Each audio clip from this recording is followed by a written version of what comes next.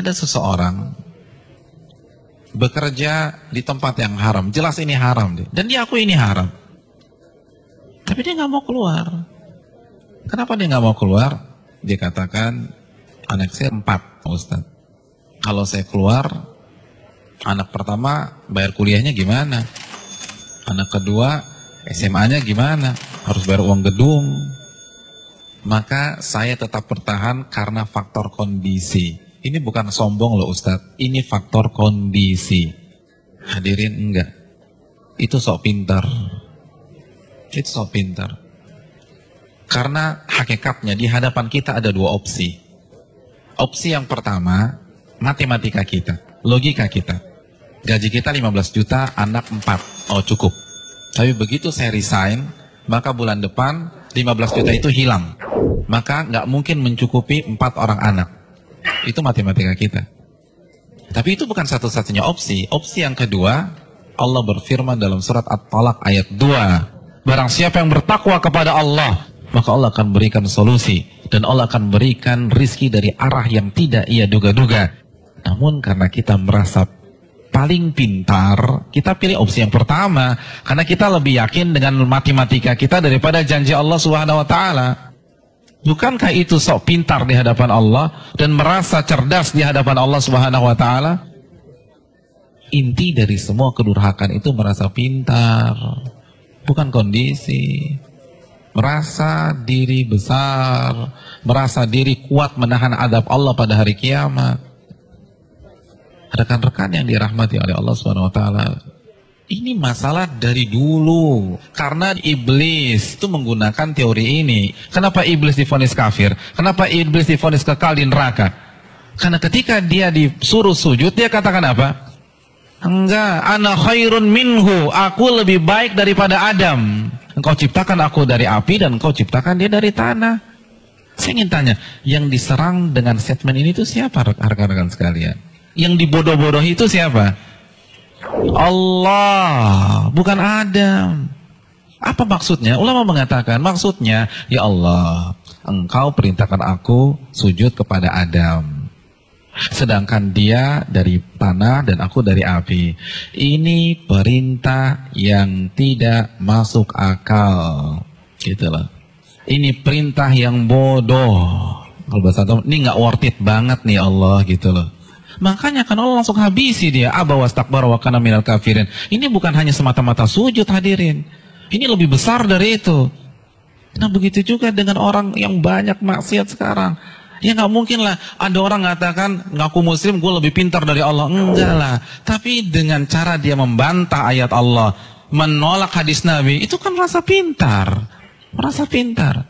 Akhirnya dibantah, dijawab. Hadirin, simpel aja, saya kasih 2 contoh dalam masalah ini. Asy-Syu'ara ayat 61, ini jelas. Ketika Allah perintahkan Nabi Musa untuk lari, untuk keluar dari Mesir. Lalu apa yang terjadi? Dan ketika kedua kelompok itu sudah saling melihat, Fir'aun sudah melihat Nabi Musa di hadapannya, dan Musa kalau menoleh sudah melihat Fir'aun. Innalam mudrakun. Maka sebagian pengikut Nabi Musa itu mengatakan kita akan tertangkap. Kita akan tertangkap. Kenapa? Depan laut merah, belakang Fir'aun. Logika main, ketangkap. Matematika main, ketangkap. Lalu apa kata Nabi Musa? Qala kalla, bukan begitu. Inna ma'iya rabbi sayahdin. Sesungguhnya Allah bersamaku dan Allah akan memberikan petunjuk. Maka setelah Nabi Musa berbicara demikian, baru Allah wahyukan anidrib bi'asakal bahra fanfalaqa. Pukulkanlah tongkatmu ke permukaan laut, maka laut pun akan terbelah. Ada 2 sikap yang kontradiksi. Yang satu begitu melihat kondisi real di lapangan, langsung menggunakan akalnya. Kita ketangkep nih. Tapi Nabi Musa enggak. Beliau merasa bodoh di hadapan Allah. Maka beliau tidak menggunakan pemikirannya, tidak menggunakan logikanya, tidak menggunakan matematikanya. Nabi Musa lebih percaya dengan janji Allah, in tansurullah yansurkum. Jika kalian menolong agama Allah, Allah akan tolong kalian. Orang nggak akan bisa seperti ini kalau dia nggak merasa bodoh di hadapan Allah. Hadirin, saya ingin bertanya, pengikut Nabi Musa itu siapa sih? Bani Israel. Bani Israel itu bodoh atau pintar? Pintar.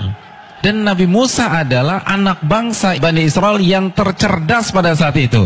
Yang satu merasa bodoh, yang satu merasa pintar.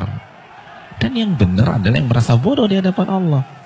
Ternyata seluruh analisa, prediksi yang diucapkan oleh seluruh orang-orang yang mengatakan kita akan ketangkap salah semua. Bukankah itu pelajaran bagi kita? Bukan berarti kita nggak boleh menggunakan akal sehat, enggak. Tapi kalau sudah berhadapan dengan perintah yang jelas, larangan yang jelas, merasa bodohlah di hadapan Allah. Jangan kritik, nggak mungkin Ustaz. Ini nggak make sense nih Ustaz. Ini nggak dapat hitung-hitungannya. Tuh Anda baru lagi merasa pintar. Emangnya Allah nggak bisa mengkayakan Anda dari jalan-jalan yang Anda nggak duga? Contoh yang terakhir, jelas-jelas surat As-Saffat ayat 102. Perintah jelas. Allah perintahkan Nabi Ibrahim untuk menyembelih putranya. Lalu Nabi Ibrahim lakukan hal tersebut. Kita sudah bahas. Hadirin yang dirahmati oleh Allah Subhanahu wa taala. Nabi Ibrahim kenapa tetap menyembelih putranya? Karena merasa diri bodoh di hadapan Allah. Karena kalau pakai matematika dan logika, itu jelas sudah nggak boleh disembelih. Wong orang terbaik kok. Beliau akan komplain, kalau beliau merasa pintar saja, beliau akan komplain, kenapa anak saya disembelih? Saya kan manusia terbaik di sini. Harusnya kan anak saya sekolah di sekolah internasional, ya Allah, kenapa justru disembelih? Kan begitu logikanya. Tapi tidak. Beliau merasa diri bodoh sehingga lebih percaya terhadap perintah Allah daripada logikanya sendiri. Ada yang berani meragukan kecerdasan Ibrahim? Saya ingin tanya, etnis dan ras tercerdas di dunia itu siapa? Bani Israel. Bani Israel itu keturunan siapa? Nabi Ibrahim dari Ishak. Jadi ini bapaknya kecerdasan. Tapi ketika berhadapan dengan perintah yang tegas, larangan yang tegas, udah sami'na wa ta'na. Lalu kita nggak cerdas-cerdas begini, berani debat Allah, berani mengatakan ini nggak benar, ini keliru, hitungan saya nggak dapat. Kalau begitu kita makan apa? Allahu Akbar. Janganlah kalian mati kecuali kalian menjadi seorang muslim, pribadi yang menyerah kepada Allah. Kita yang mengkrit hari terakhir hidup kita. Dari sekarang, hadirin sekalian, dari sekarang menyerahlah kepada Allah.